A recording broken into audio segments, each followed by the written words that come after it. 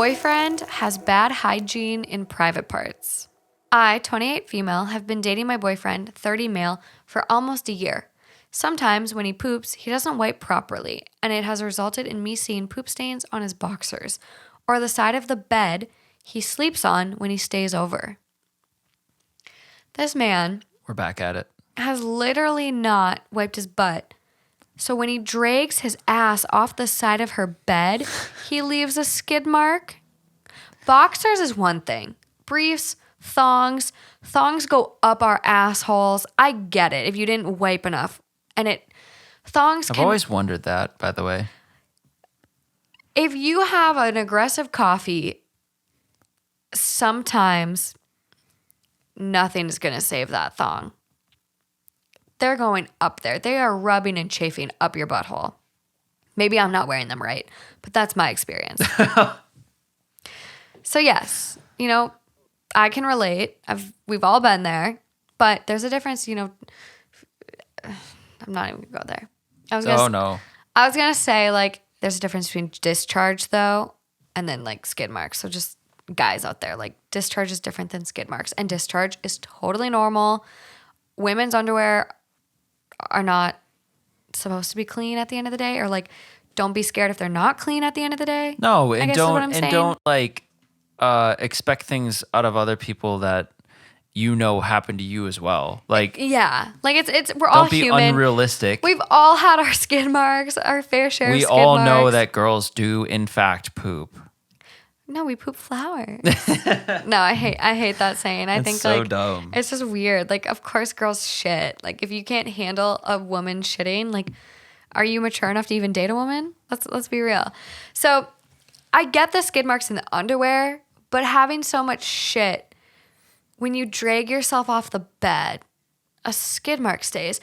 And this is something I'm scared about during Shark Week, actually. Like, during Shark Week, like, the other week, I like got out of the shower, and I'm notorious. Like, I'll get out of the shower, I'll have my towel wrapped around me, and I'm just fucking lazy. I just showered, I washed my hair, I did all this shit. I just want to lay down in my bed. I know, you always do that. I just love laying down in my bed right after. So I'm notorious for doing that. But then during Shark Week, I did it the couple weeks ago, and I like sat up, and my towel wasn't directly under me, and I was bare ass on the bed, whatever, and I like slid out, and I was like, oh my God, it's Shark Week.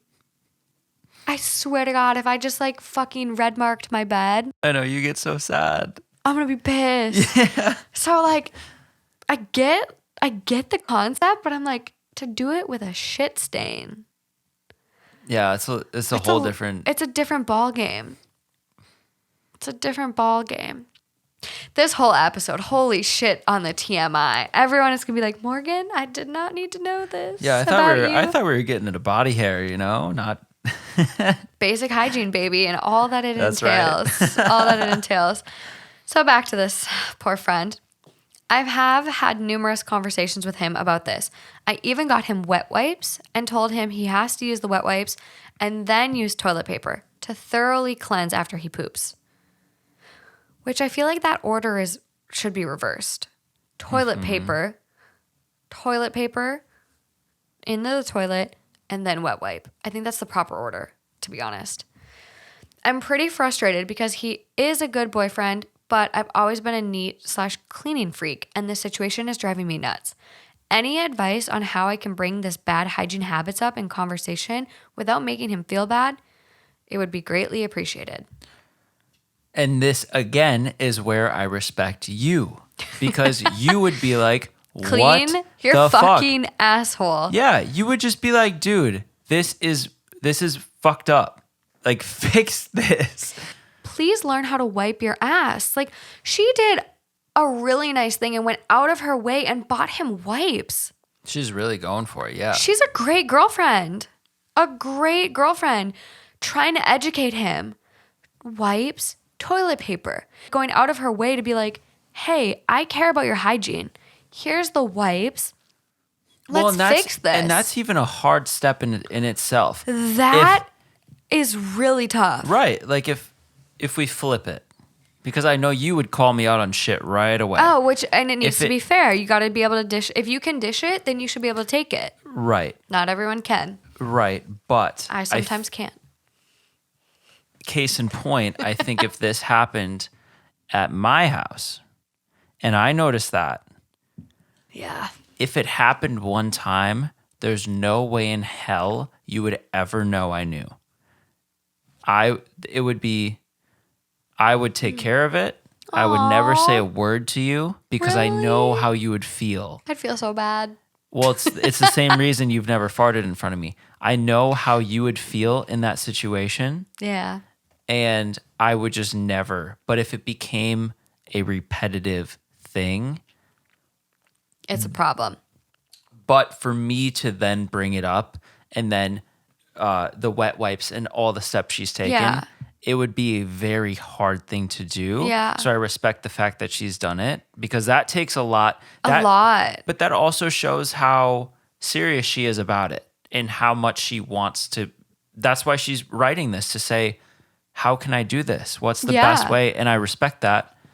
It's so difficult because you don't know what the reaction's going to be. But also, I'm kind of confused why she's like, how do I address this? Because She already has almost. and if you're comfortable enough to be like, hey, babe, you clearly need wet wipes, toilet paper, wet wipes, let's do it. Wipe your ass. We can't have skid marks on my bed. Like, she's kind of already addressing this. So I'm like, how are you then uncomfortable to address it one step further? Like, where, like, Yeah. but I guess she's probably at this point where it's like, I went out of my way to buy the wipes and I'm still seeing skid marks. So how do I fix it? And it's like, I don't know. Like, I guess, like, at what point do you go in there and, like, wipe his ass for him? Like, what if he truly doesn't know how?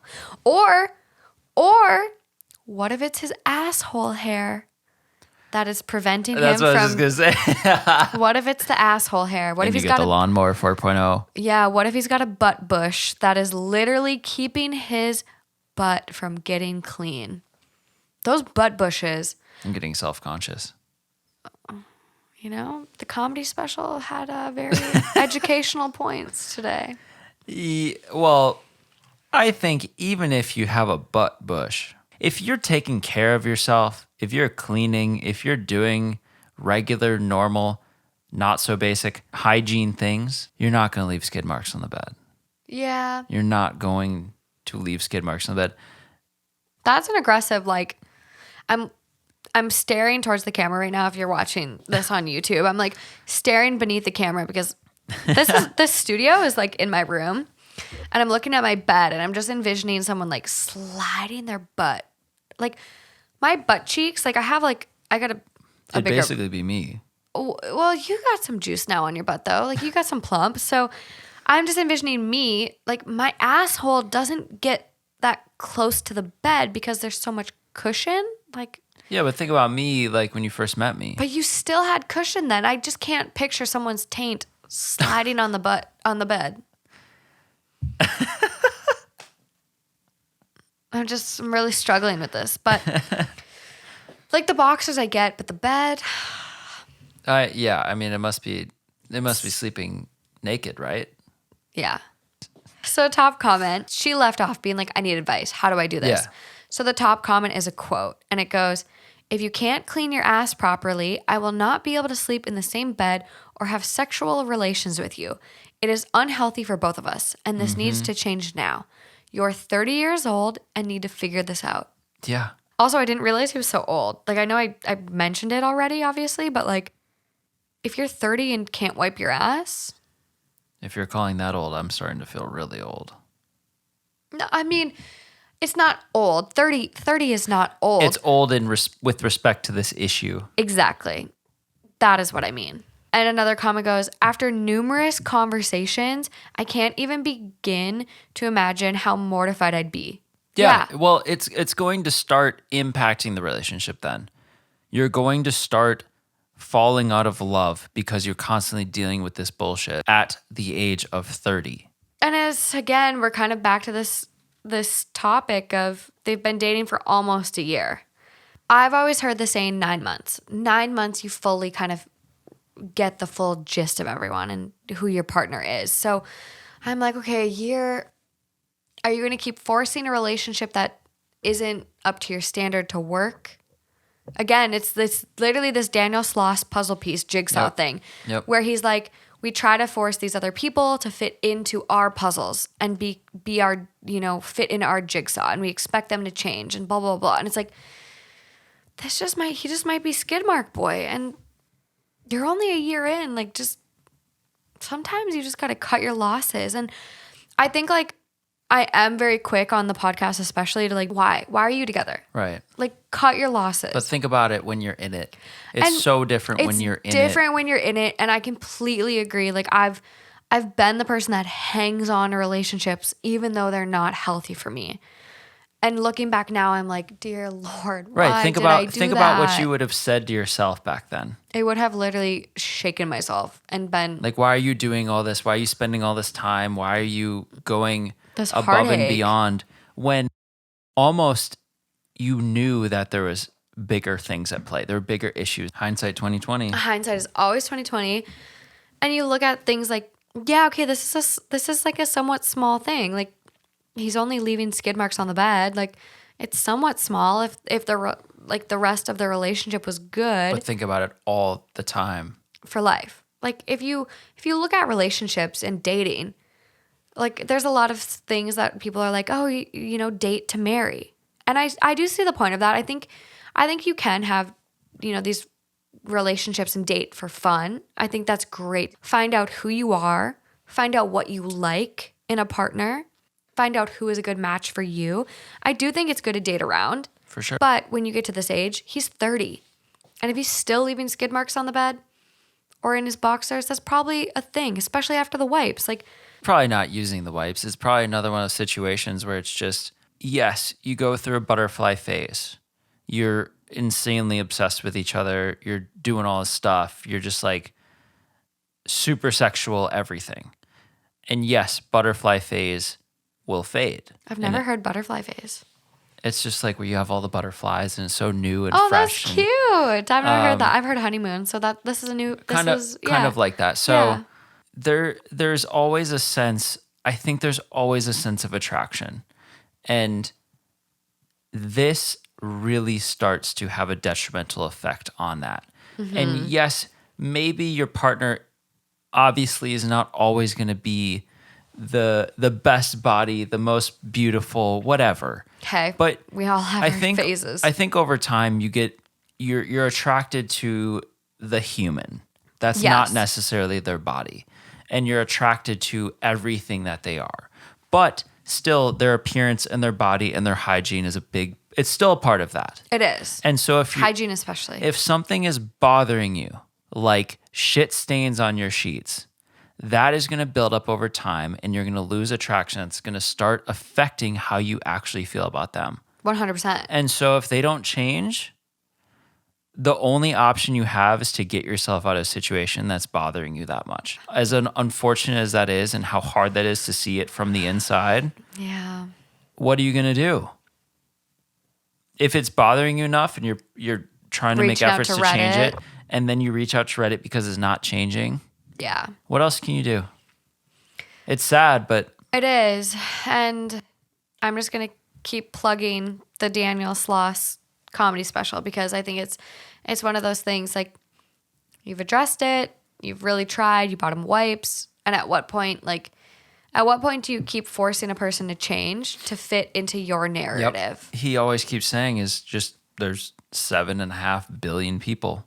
But the thing I also love about what he said is if you have true love and you really make each other happy and it is that situation, he's not proud to break those people up. No. He very much encourages and respects the fact that you found that. Yeah, he loves love. But he almost says like he's jealous in a sense because he hasn't found that for himself. Yeah. So he applauds that exists and that some people have that. But if there's something that it's not all there, and this is what I think his whole sketch like highlights. Yeah. If there is a flaw, if there's something that's bothering you, you can't keep trying to pretend and make that like that's your end all and pretend that you have this perfect relationship on the outside, but on the inside there's so many problems. Yeah. That's social You just media. That's need- like what we do to ourselves. Well, and I've heard it from a lot of people. Life is just too short. Life is too short to I be preach stuck. it constantly. It's too short to be stuck in a situation that constantly makes you unhappy or bothers you. It really is. And I don't want to get preachy, but I think from a lot of people I've have a lot of respect for that say life is too short. And if you need to make a change, you make the change. This seems like a situation where if it doesn't change and it bothers you, you got to make a change. People are always like, am I vain or am I immature for breaking up with someone over this issue? It's so small. It's so minuscule. Like, this wouldn't bother anyone else, but it bothers you. Yeah, and if it starts to wear you down as a person, It affects you. yep. So make a change. Like, don't deal with shit stains on your bed. I do have another comment from this thread that I really liked. My guy's over here leaving skid stains on his girl's bed, and I'm embarrassed to have my partner hear me pooping. Hey. Same. That's why I play the TikToks real loud when I'm in the bathroom. Turn on the sink. Turn on the sink. Yeah. But don't waste water. It's a fine line.